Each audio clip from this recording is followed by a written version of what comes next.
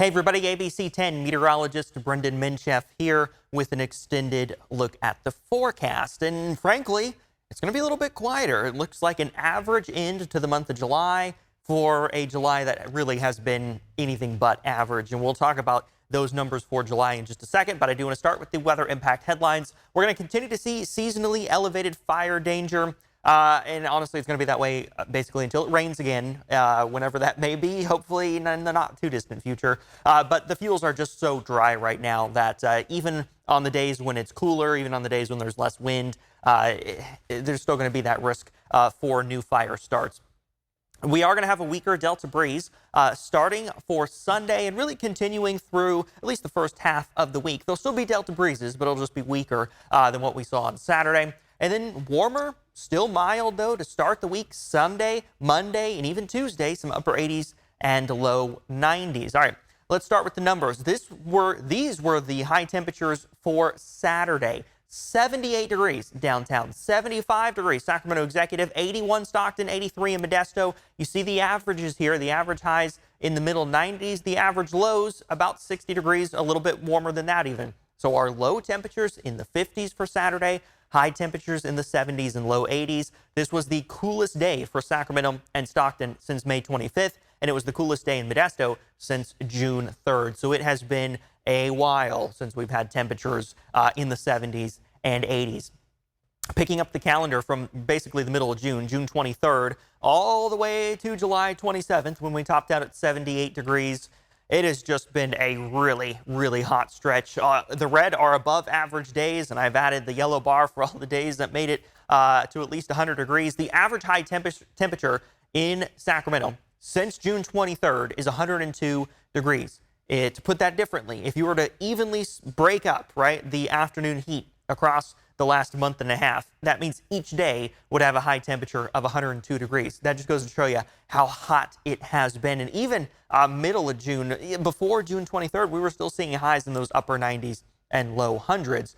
When we look at the month of July by itself, this is easily the hottest July on record for Sacramento, and records go all the way back to 1877. This July, the average high temperature, 103.2 degrees.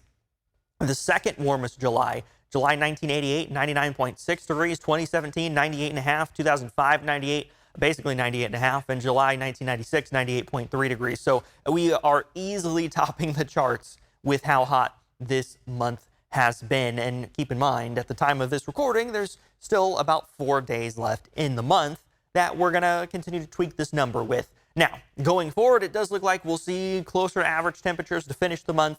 Certainly no more 110s in the immediate forecast, which is good. But the heat and the dry conditions have really helped to spark some fires, and especially the park fire. Now, I know the park fire was not started with natural causes. This was a different case. But nonetheless, the hot weather, how dry everything has been, and the wind as well. The strong southerly winds we had really helped to make this fire grow. So just looking back a little bit, this is lunchtime Friday. The fire was about 150,000 acres. This is what the perimeter looked like. The hope was to keep it between 32, 99, and that's Highway 36 up there. But because it was so warm and because we had really strong southerly wind gusts, that fire got pushed very quickly to the north. It was racing to the north, especially Friday evening. It did end up jumping Highway 36 by the time we got to midnight Saturday. This is what the perimeter looked like late into the evening hours, into the overnight Friday into Saturday. So you see that it really was right along Highway 32. It was not along 99. It was still off the road a little bit, but it did again cross 36. So then what happened Saturday into Sunday morning? Well, thankfully, because it was cooler like we talked about, it allowed firefighters to get a little bit better of a handle on it. It did grow, still 50,000 acres, did grow a little bit more north of 36, but now the goal is to keep it south of 44 and west of 32 and east of 99. And if the weather continues to stay cooler and less windy, the firefighters have a chance of doing that. But most of the growth on Saturday was actually on the west side of the fire, which was more grass than it was trees and other larger vegetation. We know grass burns easily, basically no matter what the temperature or the wind conditions are. So it's kind of no surprise that's where most of the growth was. But That's what we're dealing with, and this is what we could continue to see through the next couple of months, maybe 3 months, again, until it rains again and we kind of add some moisture back to the fuels because everything is just so dry.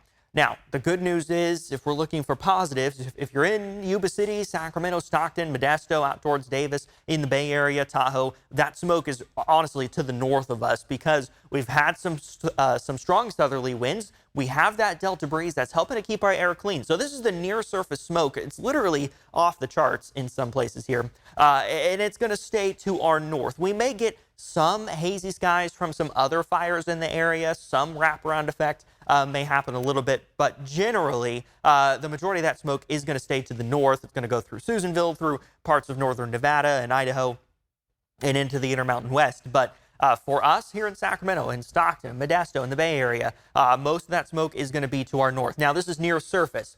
If you go up in elevation, you go to the mid elevations of the atmosphere, what we would see is that the winds are a little bit more northerly, at least to start the work week. And this means we'll have some hazier skies through the morning hours, but it's not at the surface. You may smell a little bit of it. It may just kind of, this may be a twinge of smoke in the atmosphere in the morning hours especially, because those winds aloft are more northerly. So it's not going to impact air quality really. It's not at the surface, but in the morning hours, if you're waking up early, you may look up and you see some hazy skies. You may see a thin layer of smoke. That's because the winds higher up in the atmosphere are bringing some of that smoke down. But again, the near surface stuff, the stuff that impacts air quality, is going to stay off to our north. Temperature-wise, through this coming week, we're going to continue to stay below average to start the week.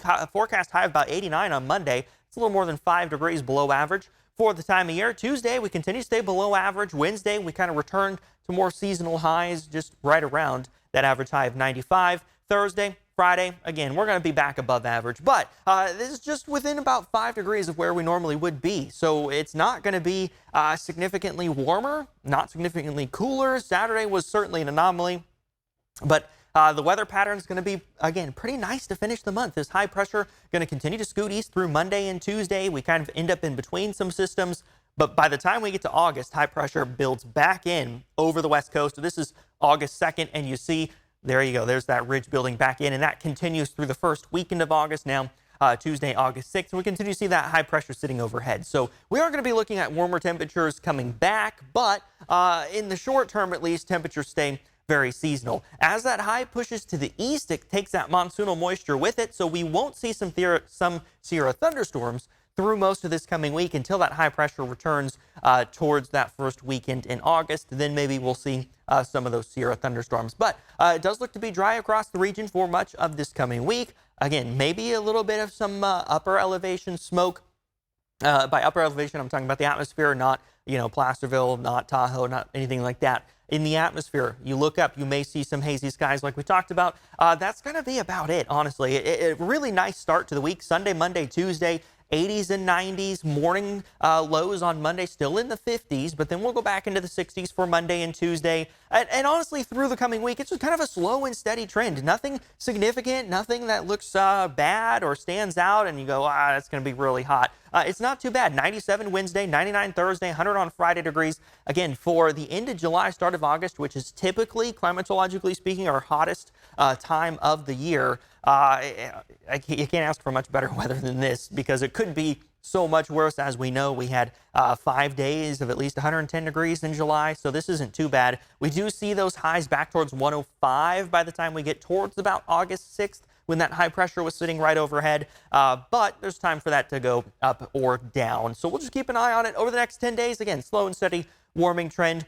Be sure to stay with ABC 10 and download the ABC 10 Plus app on your Apple TV, Roku, Fire TV. You get these in-depth forecasts, weather explainers, weather specials, including the Emmy-winning weather special, The Future of California's Water, which was kind of a follow-up to our Water Wasted series that we did a couple of years ago. So, yeah, again, ABC 10 app, you get all this and more. Thanks for watching, and be sure to stay with us for the latest news and weather information.